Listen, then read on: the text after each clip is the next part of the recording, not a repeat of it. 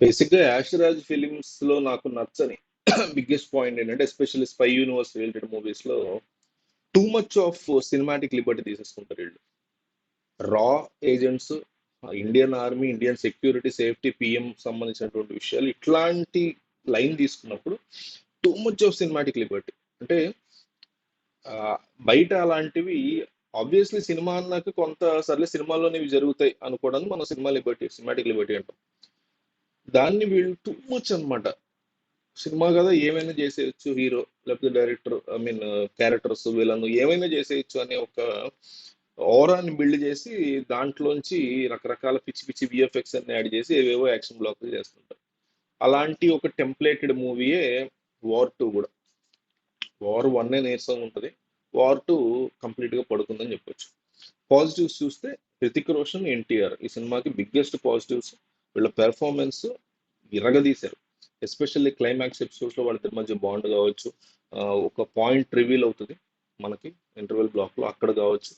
Performance విషయంలో ఎన్టీఆర్ సంగతి తెలిసిందే అందరికి, ఇరగ హృతిక్ కూడా పిచ్చకుమ్ముడు గుమ్మేశాడు. గ్రీక్ గాడ్ అని ఎందుకు అంటారు హృతిక్ అనేది తెలిసింది ఈ సినిమాతో, ఇంకోసారి ప్రూవ్ అయింది. ఎంత అందంగా ఉన్నాడు, ఎంత మంచి పెర్ఫార్మెన్స్ ఇచ్చాడు హృతిక్, చాలా బాగా చేశారు ఇద్దరు. అండ్ సెకండ్ పాయింట్ పాజిటివ్ ఏంటంటే డాన్సెస్. వీళ్ళిద్దరికి ఒక సాంగ్ ఉంది, ఆ సాంగ్ ఇద్దరు డాన్సెస్ చాలా బాగున్నాయి, స్క్రీన్ ప్రెజెన్స్ బాగుంది ఇద్దరు ఆ సాంగ్ లో. తర్వాత ఫస్ట్ హాఫ్ అంటే సూపర్ పాజిటివ్ ఏం కాదు కానీ సెకండ్ హాఫ్ వల్ల ఫస్ట్ హాఫ్ ఓకేరా బాగానే ఉందనే ఫీల్ ని మనకు క్రియేట్ అవుతుంది. ఇక యాక్షన్ బ్లాక్స్ పాజిటివ్స్ అని చెప్పొచ్చు. అన్ని యాక్షన్ బ్లాక్స్ కాదు కానీ ఒక కొంతవరకు ఉందంటే ఎట్లా అంటే సినిమా ఒక 8 to 10 యాక్షన్ బ్లాక్స్ అని రాసుకున్నాడు, వాటి మధ్యలో కథని అట్లా తీగలాగా థ్రెడ్ లాగా వేసుకుంటూ వచ్చాడు. సో అది కాస్త చిరాకు తెప్పించే థ్రెడ్ ని వేసాడు మనోడు డైరెక్టర్.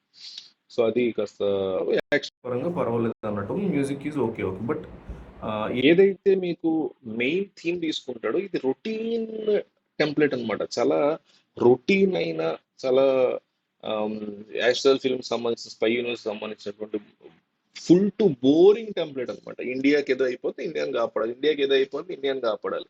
దాంట్లో ఒక పర్సనల్ థ్రెడ్ ని ఇన్వాల్వ్ చేయడం, ఈ కైండ్ ఆఫ్ రొటీన్ టెంప్లెట్ ని తీసుకున్నాడు. అది కూడా చాలా మిస్ట్రీట్ చేశాడు. ఫస్ట్ హాఫ్ పర్వాలేదు అన్నట్టు ఇందాక అనుకున్నట్టు, సెకండ్ హాఫ్ విషయానికి వచ్చేసరికి చాలా సర్లే ఇక్కడి నుంచి నా సినిమా రైజ్ అవుద్దామో అనుకుంటా ఉంటాం. సెకండ్ హాఫ్ అట్లా డల్ గా కేఆర్ అద్వానితో ఫ్లాష్ బ్యాక్, ఎన్టీఆర్ సంబంధించినటువంటి ఫ్లాష్ బ్యాక్, ఇట్లా ఇదే సరిపోయింది సెకండ్ హాఫ్ మొత్తం. క్లైమాక్స్ వచ్చేసరికి హీరోలు ఇద్దరు ఫైట్ చేసుకోవడం.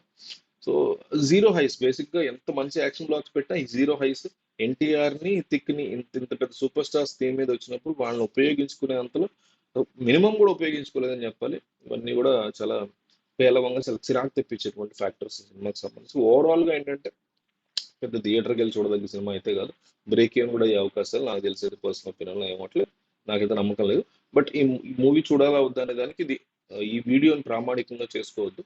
మీ మీ డెసిషన్. మీకు ట్రైలర్ నచ్చితే డెఫినెట్లీ చూడండి, లేదనిపిస్తే లైట్ తీసుకోండి. సో ఇది నా పర్సనల్ ఒపీనియన్.